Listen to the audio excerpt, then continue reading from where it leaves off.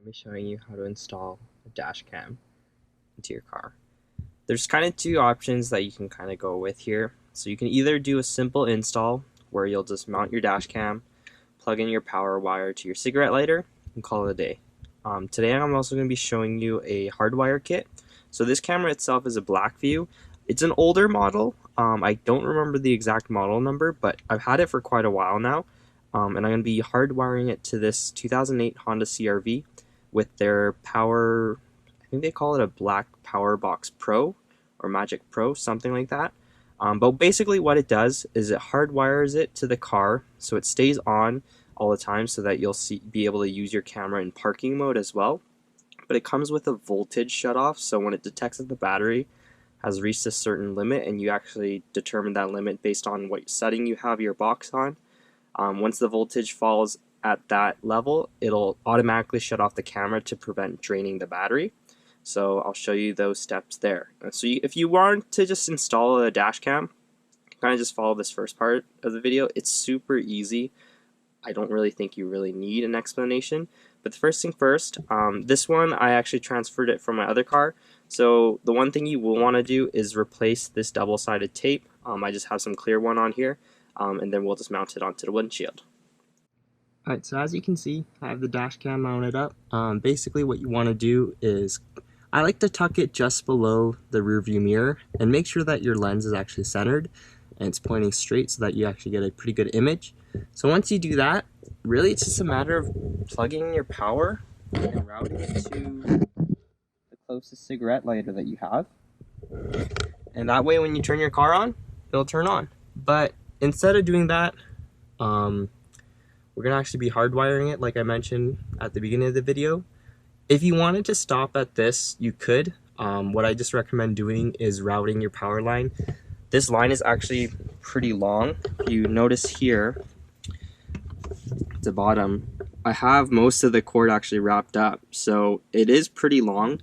So there's more than enough wire to kind of run along the headliner and down the A-pillar and kind of routing it across to tuck in the wire a bit better. But instead we're going to be hardwiring it. So here's our box. So it's actually called the Power Magic Pro. This is from the same company as Blackvue. The parent company is called Petasoft. And like I mentioned, it has these little switches at the top. So this, depending on what you have it toggled to, will determine your battery voltage. I can't remember off the top of my head, but all their information's on the website. And you actually have an on-off switch, so in case you're going to be parking your car for a while, or you just don't want it to record while the car's not on, you can switch it on and off. But yeah, so this is pretty easy to wire up. What it is basically, you have this adapter. So this is where your cigarette lighter, your normal power port will go into here. So instead of the cigarette lighter, and you have 3 wires. So basically your black wire is your ground. Then you have 2 other ones. Your yellow wire here is for your battery source. So this one you're going to be wanting to wire it where it has constant power, even if the car's off. And then here the red wire is your accessory. So this one is usually just when the car's powered on. To find out kind of which wires that you want, like where you want to route these wires to, the best thing to look at is a fuse diagram for your car. Most likely your car has an interior fuse panel, so you want to route it there just to keep everything inside and quick and easy.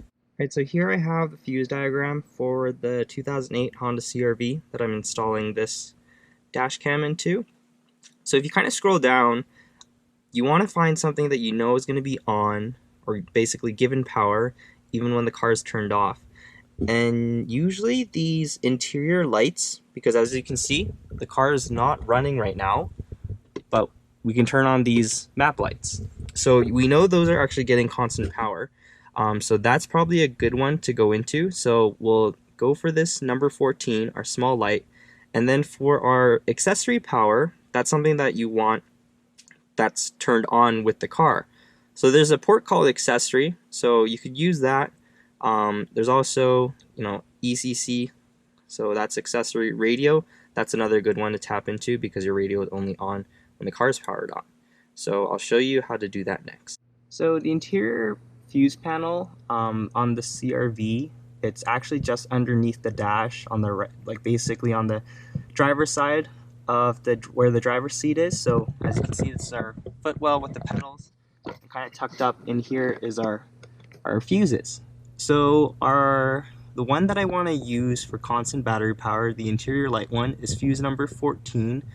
Can't see if you can tell in the video or not, but these fuses are actually numbered, so they're pretty easy to follow along.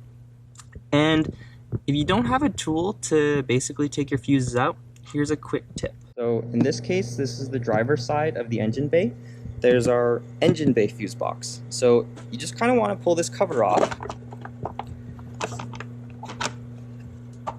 And usually, so as you can see, there's some spare fuses there, and there's actually a fuse puller right next to it. It's currently not there because it's in my hand. So you want to use that guy to take out your fuses. When you use that, it's not going to damage any of the fuses when you pull them out. So I highly recommend that. And when you're done with it, obviously put it back in place, because just in case if you're stranded on the side of the road and one of your fuses is blown out, you'll have a way to take them out. Okay, so it's kind of tough to see in the video right now, but so I have these wires basically running to each of the respective fuses for our battery and our accessory connection.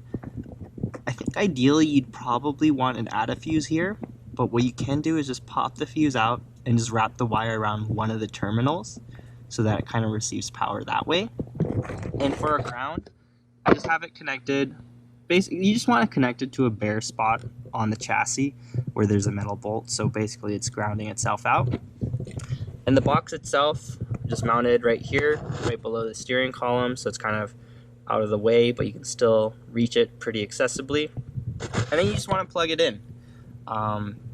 So as you can see, there's a blue light on our dash cam, so that means it's actually powered on, and it's in parking mode right now. So what I'm going to do is just kind of clean all these wires up and just to finish up the install. One thing I will note on this car itself, I did remove the trim piece that's along this gas door and engine bay release, the hood release. And then also, in order to remove that, you want to remove the sill piece on the door itself too. It's really easy, they're just held in with pop clips, so you just have to pry it off in the right direction and then you're good to go. So I'll show you with the wires tucked in. The interior button back up, so we got our door sill piece on, our trim piece where the fuel latch and our hood release is, and then our Power Magic Pro mounted up. So I need to actually double check and confirm what this is actually set at, but ideally, so your car is a 12 volt system. Usually when the car is actually running, your alternator is going to be charging higher than that. But so you don't want your car to drop too low in battery, but obviously kind of each car is dependent. And then kind of what I did was I just grouped the wires together. I kind of just taped them underneath so you can see it on the bottom, but from the top, basically if you're sitting in the driver's seat, you just see that box and that's it. So overall pretty happy. Wiring, so I have a aftermarket stereo mic wired as well too, so I kind of followed that. Just ran the wire up along the headliner and then underneath the A-pillar trim, then all the way back down into where the driver area is. So hopefully that helps out. Obviously each car is a little bit different depending on what fuse you want to patch into and stuff like that, but as long as you're basically just following the fundamentals of going to basically your battery to a constant source of power, whether the car's on or off, your accessory, which is going to basically turn on when the car turns on, and then the ground, super simple, just apply it to any bare metal. And just like that, you have a hardwired dash cam, and your car and your driving experience will be a little bit safer.